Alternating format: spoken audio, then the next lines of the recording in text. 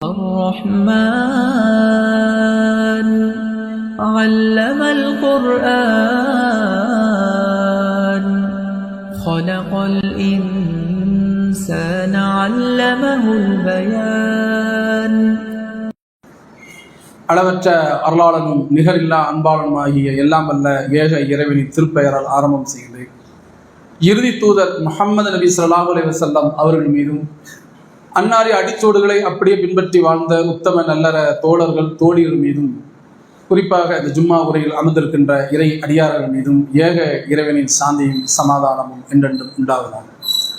அன்புள்ளம் கொண்ட அல்லாஹ்வின் நல்லடியார்களே, அல்லாஹ் ஜல்லஷானு தஆலா இந்த புனித மிகுந்த இந்த மார்க்கத்தை அதனுடைய தூய வடிவில் நமக்கு இறைவன் தந்து, இந்த மார்க்கம் நமக்கு எதை போதிக்கிறதோ அனைத்து போதனை ஏற்றுக்கொண்டு உன்னதமான கொள்கையுடையவர்களாக உன்னதமான முஸ்லிம்களாக அல்லாஹ் நாம் அனைவரையும் வாழச் செய்திருக்கிறார். அப்படிப்பட்ட இந்த மார்க்கத்தை ஏற்றுக்கொண்டு இருக்கின்ற நாம் அல்லாஹ்வும் அல்லாஹ்வுடைய தூதரும் எதை அழகிய வழியாக கட்டளையாக போதனையாக நமக்கு போதித்திருக்கிறார்களோ இதை அனைத்தையும் நாம் ஏற்றுக்கொண்டவர்களாக இவ்வுலகத்தில் மறு உலகத்தில் வெற்றி பெற வேண்டும் என்ற அந்த உயர்ந்த நோக்கம்தான் நம் உள்ளத்தில் ஆழமாக பொடிந்திருக்க வேண்டும். அப்படிப்பட்ட தீனு இஸ்லாத்தை ஏற்றுக்கொண்டிருக்கின்றோம் என்றால் ஷிர்கிலிருந்து பிதஅத்திலிருந்து வழிகேட்டிலிருந்து நாம் எல்லாம் விலகி உண்மையான ஏகத்துவத்தின் பக்கம் நாம் வந்து நிற்கின்றோம். இது படைத்த ரப்புல் ஆலமீனுடைய பெரிய பேரருள். ஷிர்க்கு நம்மளை தள்ளவிட முடியுமா என்று பார்த்தீங்கன்னா எவராலும் முடியாது. அல்லாஹ்வுடைய அருளால் நாம் அது சரியான முறையில் கொள்கையின் வழியின்பா நாம் நிற்கின்றோம். அதே மாதிரி பிதஅத்தில் தள்ள முடியுமா பார்த்தீங்கன்னா கூட அதுலேயும் முடியாது. அழகான முறையில் ஹதீஸ் எடுத்துக்கொண்டு இறை தூதர் ஸல்லல்லாஹு அலைஹி வஸல்லம் அவர்கள் எதை அறிவித்திருக்கிறார்களோ அதைத்தான் நாம் பின்பற்ற வேண்டும் என்ற அந்த உயர்ந்த அந்த கொள்கையின் பக்கம் நாம் நிற்கின்றோம். அல்ஹம்துலில்லாஹ். ஆனால் சில விஷயங்கள் மட்டும் நம்மிடம் இருந்து போகாமல் நின்று கொண்டே இருக்கிறது. கொள்கையில் உறுதியாக இருப்போம், ஷிர்கிலிருந்து விலகி நிற்கிறோம், பிதஅத்திலிருந்து விலகி நிற்கிறோம். அப்படிப்பட்ட மூமின்களாக முஸ்லிம்களாக இருக்கக்கூடியவர்கள் ஒரு சில தீய பண்பு மட்டும் நம்மிடம் நகர முடியாத அளவுக்கு ஒட்டி கொண்டு நிற்கிறது. அது நமக்கு பாவம் தான் அறிந்து வைத்திருக்கிறோம். இந்த செயலை நாம் செய்தோமையானால், இந்த நிகழ்வை நாம் ஆளானமையானால் மறுமையில தண்டனை இருக்கு என்று விளங்கி இருந்தாலும் கூட எப்படியாவது ஒரு வகையில் நம்ம தொட்டு விடுகிறது. அது எதுன்னு பார்த்தீங்கன்னா அதிகமாக ஆட்கொள்வது இந்த பொய் தான். பொய் என்றது நாம் பேசவே இல்லை என்று எவராலும் சொல்ல முடியாது. எல்லோரும் பொய்க்குள்ள அடங்கிதான் இருக்கிறார்கள். ஏதாவது ஒரு காரியத்துக்கு போய் தன்னை அறியாமல் வந்து விடும். தெரிஞ்சே பொய் சொல்வார்கள் கிடையில. ஏதாவது தெரியாம யதார்த்தமா சொல்லிட்டேன்னா வேற பரவாயில்ல, தெரிஞ்சிருந்து திட்டமிட்டு பொய் பேசுகிறார்கள் என்றால் அப்ப அந்த பொய்யினால் நாளை மறுமை எவ்வளவு தண்டனை இருக்கு தெரியுமா தெரியாதா? அந்த பொய் நம்ம விட நகர்றதா? பொய் நான் சொல்லவே இல்லைன்னு எவரும் சொல்லவே முடியாத அளவுக்கு ஒவ்வொரு நாடும் நகர்ந்து கொண்டு இருக்கிறது என்றால் அவ இப்படிப்பட்ட அந்த தீமையான அந்த பாவத்தை நான் செய்யறேனா இல்லையா? அல்லாஹ்வின் தூதர் ஸல்லல்லாஹு அலைஹி வஸல்லம் அவங்க நயவஞ்சனுடைய அடையாளத்தை சொன்னாங்க. நயவஞ்சன அடையாளம் நிறைய சொல்லியிருக்கா. அதுல ஒன்றாக பேசினால் அவன் பொய் பேசுவான். யார் அது? நயவஞ்சன், முனாஃபிக். வாயை திறந்தானா அவன் பொய் தான். இப்படிப்பட்டவனை பார்த்து அல்லாஹ்வின் தூதர் ஸல்லல்லாஹு அலைஹி வஸல்லம் நயவஞ்சனுடைய பண்பு என்று சொன்னார்கள் என்றால் அப்படிப்பட்ட பொய்ய நான் பேசினா யாரு? கொஞ்சம் யோசனை பண்ணி பாருங்க. ஒரு நிகழ்வு நடக்கிறத நிகழ்வு வந்து தப்பிக்க வேண்டும், ஏதாவது ஒன்று அள்ளி போடுறது. அண்டை பொழுதுன்னு சொல்லுவாங்க, அந்த மாதிரி அள்ளி போட்டுக்கிட்டே இருக்கு. ஃபோன் பண்ணுவார், அவர் சொல்லக்கூடிய இடத்துல இவர் சொல்லக்கூடிய இடத்த போகிற இடத்துக்கு 1/2 மணி நேரம் 3/4 மணி நேரம் இருக்குன்னா 5 நிமிஷம் வந்துடுது. பாய் எங்கே பாய்? நான் 5 நிமிஷம். நல்லாவே தெரியும் இவர் சொல்லக்கூடிய இடத்துக்கு போய் சேர்வது கிட்டத்தட்ட 3/4 மணி நேரம் 1 மணி நேரம் ஆகும். நல்லாவே தெரியும். பாய் கொஞ்சம் தாமதம் ஆகும், 1/2 மணி நேரம் ஆகும், 1 மணி நேரம் ஆகும். அப்படிப்பட்ட டிராவலில் தான் வந்து கொண்டு இருக்கிறேன். அவசரம்னா கொஞ்சம் நேரம் கழிச்சு கூட பாருங்க என்று சொல்லாம பாய் அங்கேயே இருங்க, ஒரு 5 நிமிஷம் வந்துடுறேன். இவர் சொல்லக்கூடிய அந்த பொய்யை அவர் நம்புறார். பாய் வந்துடுவார், 5 நிமிஷம் தானே, 5 நிமிஷம் தானே, 5 நிமிஷம் சொல்லி கிட்டத்தட்ட 1/2 மணி நேரத்திற்கு மேலாக ஒருவரை காக்க வைக்கிறது என்றால் எப்பேற்பட்ட கடைஞ்செடுத்து போய் முதல்ல நம்புறாருல. பாய் என்று பொய் சொல்ல மாட்டாரு, கரெக்டா இருப்பாரு. நம்புறாரு இல்லையா? அந்த நம்பிக்கைக்கு துரோகம் அளிக்கக்கூடிய பொய் தான் அது. அப்படி பொய் பேசுறதுனாலதான் அல்லாஹ்வின் தூதர் ஸல்லல்லாஹு அலைஹி வஸல்லம் அவங்க நயவஞ்சகன் தான். சரி, நயவஞ்சகனுக்கு சொர்க்கத்தில் என்ன இடம்ங்க? அல்லாஹ் தரமாட்டான். நயவஞ்சனுக்கு நரகம் தான். எப்படிப்பட்ட நரகம் அது? நரகத்தினுடைய அடித்தட்டு. நரகம் கூட அல்லாஹ் ஸல்லல்லாஹு அலைஹி வஸல்லம் அவங்க சொல்லிட்டாங்க, இறைவன் அடித்தட்டு நரகம்ன்றான். அப்படிப்பட்ட அடித்தட்டு நரகத்துக்கு சொந்தக்காரராக ஒரு பொய் பேசக்கூடிய மாட்டி விட்டார் என்றால் உண்மை சொன்னா என்ன ஆகும் போது? அல்லாஹ்வின் தூதர் ஸல்லல்லாஹு அலைஹி சொல்றாங்க, உண்மை நன்மைக்கு வழிகாட்டுகிறது. உண்மை பேசினால் உங்களை நன்மை பக்கம், நல்லறத்தின் பக்கம், நன்மையுடைய வழிக்கு உங்களை அழைக்கிறது.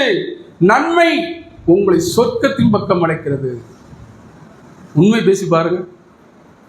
லாபம் நஷ்டமோ நல்லதோ கெட்டதோ உண்மை பேசினா அந்த உண்மையே உங்களை நன்மை பக்கம் அழைக்கக்கூடிய ஒரு செயலாக மாறுகிறது. அப்படிப்பட்ட அந்த செயல் உங்களை சொர்க்கத்துக்கு அழைத்து செல்கிறத. அப்ப நான் ஏன் பொய் பேசணும்? உண்மை பேசினா அல்லாஹ்வுடைய அருளாக அல்லாஹ் சொர்க்கத்தை தர்றான். அதற்கடுத்து அல்லாஹ் ஸல்லல்லாஹு அலைஹி வஸல்லம் தொடர்ச்சியா சொல்றாங்க, பொய் தீமைக்கு அழைக்கிறது, பாவத்தின் பக்கம் அழைக்கிறது. அந்த தீமை, அந்த பாவம் நரகத்தின் பக்கம் அழைத்து செல்கிறது என்பதாக பெருமானார் ஸல்லல்லாஹு அலைஹி சொன்னார்களே. அப்ப நான் பொய் பேசினா நரகத்துக்கு நானே வழி விட்டுட்டேன், ரிசர்வேஷன் பண்ணிட்டேன் நானே. அப்படி நினைச்சு பாருங்க. பொய் பேசினா, பொய் பேசினா நாளை மறுமை தண்டனை இருக்கிறது, நரகம் இருக்கிறது, கடுமையான நெருக்கடிக்கு நான் ஆளாவேன். அப்ப ஏன் நான் பொய் பேசுறேன்? எதுக்கு பொய் பேசுறார்கள்? நம்மளை கெட்டவும் நினைச்சக்கூடாது, நம்ம நல்லவனாக நினைச்சுக்கட்டும், இதை சொன்னோம்னா சங்கடப்படுவாரு, வேதனைப்படுவாரு, நம்மளை ஏதோ நினைச்சுக்குவாரு என்பதற்காக உண்மையை மறைத்து பொய் பேசப்பட்டால் இங்க தப்பிச்சிடலாம். சாதாரண இந்த மனிதனிடம் தப்பிச்சிடலாம், என் சொந்தக்காரனை தப்பிச்சிடலாம், என் கட்டின மனைவி கணவன் தப்பிச்சிடலாம், நான் பெற்றெடுத்த பிள்ளைகிட்ட, உறவினர்கள், நண்பர்கிட்ட தப்பிச்சிடலாம். அல்லாஹ்வை தப்பிக்க முடியுமா? அல்லாஹ்வை எவரும் தப்பிக்க முடியாது.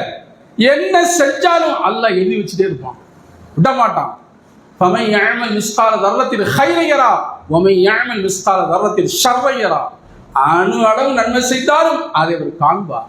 சின்ன நன்மை தானே, பெருசா வந்துருப்பதான். நாளை மறுமையில் அல்லாஹ் காட்டும், பாருப்பா நீ செஞ்சிருக்க நன்மை பாரு. சின்ன நன்மை நினைச்ச பாரு, உனக்கு ஒரு அற்புதத்தை காட்டுற பாருமா அல்லாஹ். அதே மாதிரி அணு அளவு தீமை செஞ்சாலும் சரி, சின்ன தீமை தானே விட மாட்டா அல்லாஹ், தோல் உரிச்சு காட்டுவான் மறுமையில. பாரு எவ்வளவு பெரிய பாவத்தை செஞ்சிருக்கிற நீ, சின்ன தீமை செஞ்ச நீ பாரு, நீ செஞ்சது வண்டி வண்டியா இருக்குது என்பதாக அல்லாஹ் நாளை மறுமையில காட்டுவான. அப்ப இந்த பொய் பேசுவது நம்ம ஏதோ விளங்கி கொள்கிறோம், நான் சுத்தமாக தௌஹீத்வாதி, நான் கொள்கையை கரெக்டா இருக்கிறேன் நினைப்போம். நம்ம அறியாம கூட பொய் வருதா இல்லையா? பொய் பாவம் தானங்க அது. மலக்கு என்ன வேலை? நன்மை செஞ்சா நன்மை எழுதுவாங்க, தீமை செஞ்சா தீமை எழுதுவாங்க. அதுக்கு தான் அல்லாஹ் வச்சிருக்கிறான், எடுத்து போடுவாங்க நாளை மறுமையில. அல்லாஹ் குர்ஆன்ல குத்திலல் ஹர்ராசுன், பொய்யர்கள் அழிந்தே தீர்வாங்க. பொய் பேசினா அழிவு நிச்சயம், உனக்கு அழிந்து போவாங்கிற அல்லாஹ். எப்படி நான் பொய் பேசுறது? உலகத்துல சாதாரண கம்பெனி வேலை செய்யறதில்ல, மற்ற மக்களிடத்துல அவர்கிட்ட நல்ல பேர் வாங்குவதற்காக, அவரிடமிருந்து தப்பிப்பதற்காக, நம்ம நல்லவனா நினைக்க வேண்டும்ன்றதுக்காக நான் பொய் பேசி நகர்ந்து கொண்டு விட்டேன்னா மறுமையில அல்லாஹ் மாட்டிக்குவேன். அல்லாஹ் விட மாட்டான். வீட்டிலிருந்து பொய் வருது, அத்தாவை யாரா தேடி கடங்காரனா இருப்பாரு, எவரா இருப்பார், அவர் பிடிக்காத 6 நபர் வீட்டுக்குள்ள வந்தா மகன்கிட்ட சொல்லி கொடுப்பார். அத்தா இல்லைன்னு சொல்றா, அம்மா நான் அம்மா இல்லைன்னு சொல்லு, அத்தா இல்லைன்னு சொல்லு என்று பிள்ளைகிட்ட உள்ளே இருந்து கொண்டே நான் இல்லைன்னு சொல்லுன்னு சொன்னா அவ யார் அங்க கற்றுக் கொடுக்கா? பெத்த பிள்ளைக்கு ஒரு தகப்பனா கற்றுக் கொடுத்தார் பொய்ய. பெத்த பிள்ளைக்கு தான் அம்மா கற்றுக் கொடுக்குறாங்க, இப்படி போய் பேசலாம், இதுல இருந்து தப்பி இருக்கிற, இப்படி போய் அவுத்து விடு. அப்ப அதெல்லாம் பாவ கணக்கா வராதா? நாளைக்கு மறுமையில பாவமா வராதா? சரி, நாளை மறுமையில தண்டனை ஏதோ ஒரு விஷயத்துக்கு ஒண்ணு கொடுத்து அல்லாஹ் விட்டுருவானா? ஒரு தடவை தண்ணியை தந்து அப்படியே விட்டுருவானா? அல்லாஹ் விட மாட்டான். திரும்ப திரும்ப வேதனை தான் கொடுத்து கொண்டே இருப்பான் அல்லாஹ். வேதனையை சாதாரண வேதனை கிடையாது. அதை பற்றி திருமறை எடுத்து கூறப்படுது, குல்லமா நரிஜல் ஜுலூதுஹும் பத்தல்னாஹும் ஜுலூதன் கைரஹா யதூகல் அஸாப். நாளை மறுமையில் அவர்களுக்கு தண்டனை கிடைக்கும்.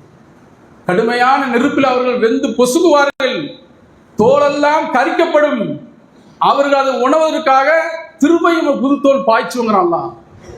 இன்னைக்கு கூட கட்டெறிஞ்சிருக்கிறார்கள். யாராவது மண்ணெண்ணெய் ஊற்றி பெட்ரோல் ஊற்றி கொளுத்தி எரிஞ்சாங்கன்னா அந்த நேரத்தில் தான் கத்துவர், கதறுவர். எரியக்கூடிய நேரத்தில், தோல் எரியிற நேரத்தில் தான் கதறுவர், அம்மா ஐயா அப்பா அப்படின்னு. ஏன்? அந்த தோல் எரிந்து கொண்டு இருக்கிற வேதனை தாங்கவே முடியாது. எப்பேற்பட்ட மனிதர் தான் கத்தி கதறிடுவான். அந்த வலி கேட்கிற நேரத்தில், அந்த உணர்ற நேரத்தில் கத்தி கதறுவார்கள். தோல் அனைத்தும் எரிந்த பிறகு 2-3 நிமிடம் கதறுவர், துடித்தவர். அந்த தோல் அனைத்தும் எரிந்த பிறகு சத்தத்தை காணும். ஏன்? தோல் எரிஞ்சிச்ச, எரிந்த பிறகு எப்படி கத்துவாரு? வலி இல்லையே. ஆனா அந்த எரியதுக்கு பார்த்தீங்கன்னா அந்த உடலுடைய சதை நரம்பு எல்லாமே செத்து போயிடும். கொஞ்ச நேரம் இருப்பாரு, அப்புறம் மௌத்தாயிடும். சில பேர் தப்பிக்கலாம், சில மௌத்தாகலாம். நமக்கு இப்ப தேவை என்ன? எரியிற நேரத்துல தான் வலி இருக்குது. கத்துறாரு, கதறாரு. எரிந்த பிறகு வலி இல்லை. நார்மலா வாழையில போட்டு படுத்துட்டு கையை காலிட்டு படுத்துருவார், அவ்வளவுதான். வலிக்குதான் கேட்டா முனக்கு வரும், அவ்வளவுதான். பேசப்பட முடியாது.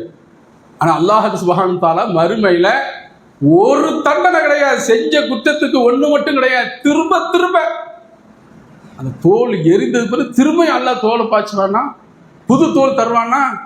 அந்த வேதனையை உணர வேண்டும் என்பதற்காக புது தோல் அவருக்கு நான் பாய்த்து கொடுப்போம், புது தோல் போட்டுவோம் அப்படிங்கிற அல்லாஹ். அப்ப அன்புக்குரிய உறவுகளே, சகோதர சகோதரிகளே, சின்ன விஷயம் தானே, பெரிய விஷயம் தானே என்று விட்டு விட்டோம். ஆனால் மறுமையில கடுமையாக தண்டிக்கப்படுகிற ஆளாயும் இதெல்லாம் நினைக்கணும். வியாபாரத்தை அல்லாஹ் பறக்க செய்வான். அல்லாஹ் மீது சத்தியமாங்க, 100 ரூபா பொருளை 200 ரூபாய்க்கு விற்பார். 200 ரூபா தான் அல்லாஹ் சத்தியமா சொல்றேன். அல்லாஹ் ஆணையாம, அல்லாஹ் பெயராலே பொய் சத்தியம். பொய்யே சொல்லக்கூடாது. துணைக்கு யாரை கூப்பிடுவோம்? அல்லாஹ் விடுவான அல்லாஹ். அப்படி பொய் சத்தியம் செய்து வியாபாரத்தில் அல்லாஹ் பறக்க செய்வான். முதல்ல அவனை பொய் சொல்வதற்கு சத்தியம் விட்டு, அல்லாஹ் மேல சத்தியம் விட்டு, இவ்வளவுதான் 200 ரூபா தான் வாங்கின, 100 ரூபா இருந்தா விற்கிறது 200 ரூபானா யாரை கூப்பிடு? மற்றவங்களை சொன்னாங்கன்னா நம்ப மாட்டாங்க. அல்லாஹ் அல்லாவா, அப்போ கரெக்டு தான், சரிங்க பாய், ஒரு 50 ரூபா சேர்த்து கொடுக்குறது அப்படிங்கிற மாதிரி போயிடும். அவ இது எவ்வளவு பெரிய பாவம் இது. முதல்ல பொய் சத்தியம் செய்து வியாபாரம் செய்வது அல்லாஹ் முதல்ல பறக்கச் செய்வாங்க. முதல்ல நினைக்கிறது இல்லைங்க, அப்படின்னு நினைக்கணும். மார்க்கத்துக்கு மாற்றமாக ஹராம் ஹலால் பேசாம ஒரு விதமான நிலையில ஹலால் என்ற அடிப்படையிலேயே நான் வியாபாரத்தை அமைத்துக் கொண்டவையானால், ஹராம் என்ற துளி கூட வராம இந்த வியாபாரத்தை அமைத்துக் கொண்டவையானால் அல்லாஹ்வுடைய அருள் இந்த வியாபாரத்தில் இருக்கும். அங்கேயும் போய் பேசக்கூடாது. வாங்குறா வாங்க போறாரு, இதுக்கு என்ன இப்படி வாங்கித்தான் இல்லை, அல்லாஹ் வேற யார் மூலமும் பறக்க செய்வான். உண்மை பேசி சொல்லுங்க. உண்மை அல்லாஹ் நன்மை பக்கம் அழைத்து, அதான் உண்மை நன்மை பக்கம் நல்லறங்களை பக்கம் அழைத்து செல்கிறது. அல்லாஹ் வழிகாட்டுவான். உங்களுக்கு 1 ரூபாய் இருந்தாலும் அல்லாஹ் 1 கோடி ரூபாய் அளவுக்கு அல்லாஹ் அதுல தருவாங்க வியாபாரத்துல. அப்ப பொய் பேசி அல்லாஹ் மீது பொய் சத்தியம் செய்து வியாபாரம் வித்தோம். ஆனால் அதுல இறை அருள் இருக்குமா? இருக்காது, கிடைக்கவே கிடைக்காது. இதையும் நினைக்கணும். என் பிள்ளைங்க சரியான உண்மையானவனை வளர்க்கணும். அல்லாஹ்வின் தூதர் ஸல்லல்லாஹு அலைஹி வஸல்லம் அவர்கள் இறை மறுப்பாளர்களே அல்லாஹ்வின் தூதர் ஸல்லல்லாஹு அலைஹி வஸல்லம் அவர்கள் நேசித்தார்கள். இறை மறுப்பு கொள்கை இருந்தவரை பெருமானார் ஸல்லல்லாஹு அலைஹி வஸல்லம் அவங்களுடைய நற்குணங்களை நல்ல பண்புகளை நேசிக்க விட்டு வந்தாங்க. அவர் வாய்மையானவர், உண்மையானவர், நம்பிக்கைக்குரிய எந்த விதமான நெருடலும் அவர் இருக்காது, பார்க்க முடியாது. எப்படி புரிஞ்சது? அல்லாஹ்வின் தூதர் ஸல்லல்லாஹு அலைஹி வஸல்லம் அப்படியே வாழ்ந்து காமித்தார்களே. இப்ப ரசூல் ஸல்லல்லாஹு அலைஹி வஸல்லம் இவ்வளவு செய்தியை நமக்கு எடுத்துரைத்திருக்கிறார்கள் என்றால், அப்ப அதையெல்லாம் நான் நல்ல பண்புகளாக வளர்ந்து கொண்டால் மட்டும்தான் உண்மையான குர்ஆன் ஹதீஸை அப்படியே ஏற்றுக்கொண்டால் இருக்க முடியும். சிலதை ஏற்றுட்டு சிலதை விட்டுறக்கூடாது. சிலதை ஏற்றுக்கொண்டு சிலதை விட்டுட்டோம்னா நாளை மறுமையில் கடுமையாக நெருக்கி. பொய்யை ஒரு நாளைக்கு 10 பொய் 15 பொய் ஏதாவது தன் அறியாமல் வந்து வச்சுங்களேன், கணக்கு போட்டு பாருங்க. ஒரு 5 பொய் சொல்லிடுவாங்க. அம்மாட்ட பொய், அத்தாட்ட பொய், அண்ணன்ட்ட பொய், இப்படி பொய் ஏதாவது ஒன்று வந்துவிட்டு 5 பொய்னா ஒரு வாரத்துக்கு கணக்கு போட்டா ஒரு வருஷத்துக்கு. அப்ப இந்த பொய் என்பது நெருப்பாட்ட இருக்கணும். இது எனக்கு வரக்கூடாது. முதல்ல உண்மை சொன்னா, உண்மை இதுதான் நடந்துச்சு, இதுதான் சத்தியம், இதுதான் உண்மை என்று சொன்னா தலையெடுத்துருவார்களா? உண்மை சொன்னா என்ன செஞ்சு விடுவார்கள்? ஒன்றும் பண்ண முடியாது. இதுதான் நடந்தது, இதுதான் பேசணுங்க, இதுதான் முக்கியமாக நடந்துச்சுங்க என்று உண்மை சொன்னா அந்த நிகழ்வுகளுக்கு வேணா சரி பண்ணிக்கோங்க அல்லது இப்படி மாத்திக்குங்க என்ற அந்த அறிவுரை தான் சில இடங்களில் இருக்குமே தவிர நம்மளை ஒன்றும் பண்ண முடியாது. ஆனால் அந்த உண்மைக்கு பதிலாக அந்த உண்மையை மறைப்பதற்காக வண்டியாக நான் போய் சொல்லிக் கொண்டே இருந்தேன்ட்டால் அவனிடத்துல யார் தப்பிக்க முடியாது. அல்லாஹ் தப்பிக்க. பொய்யே கற்பனை தானுங்க. பொய்யே கற்பனை தானே. முதல்ல நடக்காத நடந்த மாதிரி இங்க ஒருவர், அங்க அந்த இடம், இந்த இடம் அப்படி சொன்னாலே கற்பனை உலகத்துல வாழ்றாரு. அது ஒரு மனநோய் மாதிரி. நடக்காத நடந்த மாதிரி பேசுற யார் பேசுவா? மனநோயாளி தான் பேசுவாங்க, மற்றவங்க பேச மாட்டாங்க. அப்ப அவற்றிலிருந்து நான் தப்பிக்கணும், இந்த பிரச்சனையிலிருந்து நான் தப்பிக்கணும். இப்ப என்ன செய்வது? ஏதோ ஒன்று அடிச்சு விடு. சஹாபாக்களை அல்லாஹ் ஸல்லல்லாஹு எப்படி உருவாக்குனாங்க? என்ன நடந்தாலும் சரி உண்மை மட்டும்தான். தபுக் போர்ல 3 சஹாபி கலக்கலை, சொல்லியிருந்தா பொய் சொல்லி தப்பிச்சிருக்க முடியும். பொய் சொல்லி அல்லாஹ் ஸல்லல்லாஹு அலைஹி நிறைய சஹாபாக்கள் தப்பிச்சாங்க, இவங்களால தப்பிக்க முடியும். ஆனாலும் அவங்க உண்மை மட்டும்தான் சொன்ன. உண்மை சொன்னதுனால என்னாச்சு? சில நாட்கள்ல அல்லாஹ் ஸல்லல்லாஹு ஒதுக்கி வச்சிருந்தாங்க, அது மட்டும்தான். அதுக்கு பிறகு அல்லாஹ்வுடைய மன்னிப்பு கிடைக்கிறது, இறை தூதர் ஸல்லல்லாஹு அலைஹி அன்பு கிடைக்கிறது, சஹாபாக்களோட அன்னோனியமா மாறி இருக்கிறாங்க. இப்ப இந்த இடத்துல தபுக் போர் நடக்கணும் போகாததுக்கு என்ன சொன்னாங்க? காரணம் உண்மை தான் சொன்னாங்க, மாற்றமா சொன்னார்களா? பொய் சாதாரண கிடையாதுங்க, கடுமையான நெருக்கடிக்கு ஆளாகும். நாளை மறுமையில நெருக்கடியான சூழ்நிலையில யாருடைய சிபாரிசாவது கிடைக்க வேண்டிய உம்மத்து அனைவரும் ஓடுவோம். ஆதம் அலைஹிஸ்ஸலாம் அவர்கள் இருந்து அல்லாஹ் ஸல்லல்லாஹு அலைஹி வஸல்லம் அவர்கள் வர செல்வோம்.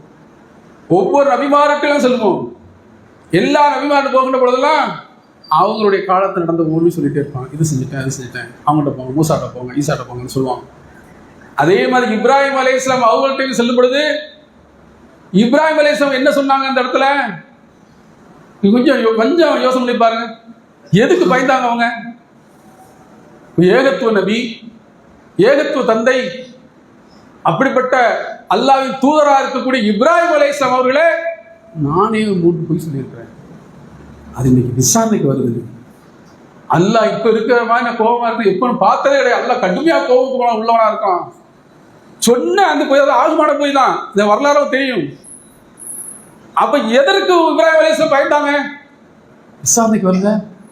நான் பொய் சொன்ன இன்னைக்கு அல்லாஹ் விசாரிக்க வாழ்க்கை அத்தனையும் அல்லாஹ் இன்னைக்கு விசாரணைக்கு கொண்டு வர்றானே, இந்த பொய் சொல்லியிருக்கேனே, இது என்ன ஆகும் தெரியல என்று பயந்து நப்சி நப்சி நப்சின்னு இப்ராஹிம் அலைஹிஸ்ஸலாம் பயந்தார்களே. அப்ப நம்மெல்லாம் இதுக்குரிய சகோதர நினைச்சு பாருங்க, என் வாழ்க்கையில் எவ்வளவு பொய் பேசியிருக்கேன், என் குடும்பத்தில் எவ்வளவு பொய் பேசியிருப்பேன், நான் தப்பிப்பதற்கு எத்தனை பொய்கள் அள்ளி விட்டுருப்பேன். அதெல்லாம் அல்லாஹ் ஸ்டோர் பண்ணி வச்சிருப்பாங்க, கணக்கில் இருக்குங்க. அல்லாஹ் ஸல்லல்லாஹு அலைஹி வஸல்லம் அவங்க ஃபஜ்ருடைய தொழுகை முடிச்ச பிறகு உட்காந்துருப்பாங்க. யாராவது கனவுல கண்டாங்களா கேட்பாங்க. அப்படி கேட்டதில் சில சஹாபாக்கள் சொல்லுவாங்க. சில நேரங்கள் அல்லாஹ் ஸல்லல்லாஹு அலைஹி வஸல்லம் அவங்க கண்ட கனவையும் சொல்லுவாங்க. அப்படி ஒரு கண்ட கனவை பெருமானார் ஸல்லல்லாஹு அலைஹி வஸல்லம் மக்கள்கிட்ட சொல்றாங்க. ஒரு நீண்ட செய்தி, அது ஒரு செய்தியாக இந்த சப்ஜெக்டுக்கு உண்டானது. ஒரு மனிதர், 2 மனிதர், அதுல ஒருவருக்கு தண்டனை கொடுக்கப்படுகிறது. ஒரு கொக்கிய இந்த பிடரி வழியாக குத்தப்பட்டு இந்த தாடை வழியாக உள்ளே குத்தி பிடரி வழியாக எடுத்து அப்படியே தண்டனை கொடுத்து கொண்டே இருக்கிறாங்க. இன்னொரு ஹதீஸ்ல இந்த பக்கம் குத்தி மூக்கும் வாயும் கிழிஞ்சிருது. அவ்வளவு பெரிய நெருக்கடியான கடுமையான தண்டனை கொடுக்கப்பட்டு கொண்டிருக்கிறது. அல்லாஹ்வின் தூதர் ஸல்லல்லாஹு அலைஹி வஸல்லம் கேட்கிறாங்க, யார் இவர், என்ன பாவம் செஞ்சாரு, ஏன் இவ்வளவு பெரிய தண்டனை? யா ரசூலுல்லாஹ், பொய்யா பேசிக்கொண்டு இருக்கிறான், பொய் தான் அவனுடைய மூலகாரணமே, பொய் தான், அதனால அல்லாஹ் வந்து இவ்வளவு பெரிய தண்டனை கொடுத்திருக்கிறார் என்று சொன்னார்கள் என்றால், அன்புக்குரிய உறவுகளே, சகோதர சகோதரிகளே, நாம் சொன்ன அந்த பொய்யும் நாளை மறுமை விசாரிக்க வராதா? விட்டுவானல்ல, ஒருத்தரை விட மாட்டான். எல்லாத்தையும் லைனா நிக்க வச்சு என்ன பொய் நாம் பேசுறோம், வா நம்ம வேலைக்கு இதெல்லாம் வரப்போதாங்க வருத. இப்ராஹிம் அலைஹிஸ்ஸலாம் பயந்திருக்கிறார்களே, இதெல்லாம் யோசனை பண்ணி நம்ம பாவ கணக்கெல்லாம் இருந்துட்டு தான் இருக்கு. இன்னொரு வசனத்துல அல்லாஹ் லஅனத்துல்லாஹி அலல் காதிபீன், பொய்யர்கள் மீது அல்லாஹ் சாபம் உண்டாகட்டும். யாருடைய சாபம்? சாதாரண சாபமா? அல்லாஹ்வுடைய சாபம். அல்லாஹ் முறைச்சாலே காலி ஆயிரும், சபிச்சா பொய் பேசினா அல்லாஹ்வுடைய சாபம் விடுது, அழிவாங்கிறான், அல்லாஹ் அழிஞ்சு போவாங்கிறான். அப்ப நான் ஏன் பொய் பேசணும்? உண்மை சொன்னதுனால ஒன்றும் ஆக போறாரு. இந்த உண்மையை சொல்றதுன்னா இந்த உலகத்துல அசிங்கமோ நஷ்டமோ எது நடந்தாலும் கூட படைத்த ரப்புல் ஆலமீனிடத்தில் இவ்வளவு பெரிய கண்ணியம். அல் கிதுபு யதுகுல் ஈமான், பொய் ஈமானை தின்றுமா. பொய் பேசிட்டே இருந்தா ஈமான் ஒன்னொன்னா காலி ஆயிடும். நம்ம ஈமானையே வேட்டு வைக்கக்கூடிய பொய். இதையெல்லாம் நாம் கருத்தில் கொண்டு நாம் செய்த அத்தனை பேரையும் நினைச்சு பார்க்கணும். கடந்த காலங்களில் நான் எவ்வளவு பாவம் செஞ்சேன், எவ்வளவு தீமை செஞ்சேன், எத்தனை பொய் பேசியிருக்கிறேன். பொய் மட்டும் எடுத்து வச்சுங்களேன், ஒரு 100 கண்டெய்னர் நிறையும். அவ்வளவு பொய் நம்ம சொல்லியிருக்கோம். அத்தனை பொய்யிலும் பாவமாக தான் இருக்கும். இந்த பாவம் எல்லாம் அல்லாஹ் மன்னிக்க வேண்டும் என்றார். அல்லாஹ் அதை மன்னிச்சு அலட்சியப்படுத்தி அல்லாஹ்வுடைய அருளை தர வேண்டும் என்றால் நாம் செய்ய வேண்டியது என்ன? கையெழுந்துடலாம். ஏவா, கடந்த காலங்களில் பாவம் செஞ்சுட்டேன், பொய் பேசியிருக்கிறேன், அதெல்லாம் நீ தீமையாக வைத்திருந்தாலே மறுமையை தண்டித்து விடாதே என்று அல்லாஹ்விடம் சரணடைந்தால் மட்டும்தான் அல்லாஹ் அதை விடுவான். இதை கூட அல்லாஹ் திருமறை அழகான ஒரு வசனத்தின் மூலமாக எடுத்து வைக்கிறான். இல்லா மன் தாப வ ஆமன வ அமில அமலன் ஸாலிஹன் ஃபஉலாயிக யுபத்திலுல்லாஹ் ஸய்யிஆத்தின் ஹஸனாத். நம்பிக்கை கொண்டு திருந்தி யார் நல்லறங்கள் புரிகிறார்களோ, நல்லறங்கள் செய்கிறார்களோ, ஃபஉலாயிக யுபத்திலுல்லாஹ் ஸய்யிஆத்தின் ஹஸனாத், அவருடைய பாவங்களை தீமைகளை அனைத்துமே நாம் நன்மையாகவே மாற்றி தருவோம் என்கிறான் அல்லாஹ். இவ்வளவு அருளாளர் பாருங்க, இவ்வளவு கருணையாளர்.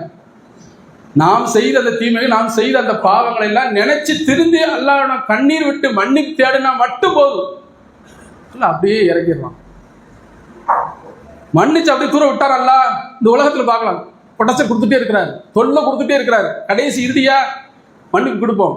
நான் மன்னிச்சுட்டேன், ஆனா என் மூஞ்சில் முடிக்கக்கூடாது, உன்னை நான் எங்கேயே பார்த்துடக்கூடாது, பார்த்தா அவ்வளவுதான், அவ்வளவுதான் மன்னிப்பு. நான் அல்லாஹ் கருணையால அருளால மன்னித்தது மட்டுமல்லாம அல்லாஹ்வுடன் கையேந்தி கண்ணீர் விட்டு சிந்திய அந்த ஒன்றுக்காக, அந்த தௌபாவுக்காக மன்னித்தது மட்டும் அல்லாமல் அவர் பாவத்தையே, அவர் தீமையே அவர் செய்த நன்மையாகவே அல்லாஹ் தருகிறார் என்றால் எவ்வளவு பெரிய அருளாளம் பாருங்க. அல்லாஹ் நம் தொழுகையாக, ஜக்காத் கொடுத்ததாக, நோன்பு இருந்ததாக, ஹஜ் இருந்ததாக, உம்ரா செய்த நன்மையாக, இப்படி ஏராளமான நன்மை செய்ததாக அல்லாஹ் அது அப்படியே மாற்றி நன்மையாக தருகிறார். அப்படியே ஃபுல் பண்ணிக்கங்க. நன்மைனா அல்லாஹ் நானது. அப்ப நாம கடந்த காலங்கள்ல செய்திருந்த ஒவ்வொன்றையும் கண்ணு முன்னால் கொண்டு வந்து நிறுத்தி, இறைவா என்னை மன்னிச்சிரு, பாவம் செஞ்சிருக்கிறேன், தப்பு செஞ்சுட்டேன், அறிந்தோ அறியாமலோ தெரிந்தோ தெரியாமல் செய்த அனைத்து பாவத்தையும் உன் கருணையால், உன் தயாள குணத்தினால் மன்னித்து அலட்சியப்படுத்தி விட அல்லாஹ், நீ தண்டித்து விடாத அல்லாஹ் என்று இறைஞ்சினமையானால் மன்னிப்பும் கிடைக்கும், அல்லாஹ்வுடைய அற்புதமான அருளும் மகிழ்ச்சியும் நிம்மதியான வாழ்வும் கிடைக்கும் என்று கூறினார்.